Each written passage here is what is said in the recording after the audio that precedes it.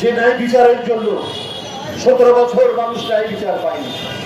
মানুষের মানবিক যে সাম্য সেটা মুছে দেওয়া হয়েছে।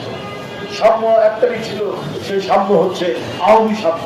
আওয়ামী লুটেরা, আওয়ামী চোর, আওয়ামী টাকা পাচারকারী, আওয়ামী গুন্ডা, আওয়ামী বদমাশ, এদের সাম্য ছিল। এরা কি করে লুটের টাকা ভাগ করে নেবে, এইটা নিয়েই ছিল তাদের সমস্ত কাজ।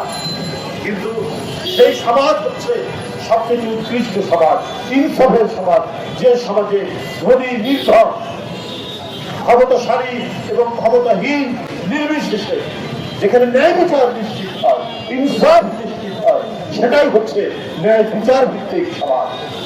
তারই আমরা আলামত পাচ্ছি, তারই আমরা বৈশিষ্ট্য দেখছি। যারা তারেক রহমান আজকে প্রায় 5-6 হাজার মাইল দূর থেকে তিনি সেই নির্দেশনা দিয়ে সেই কাজ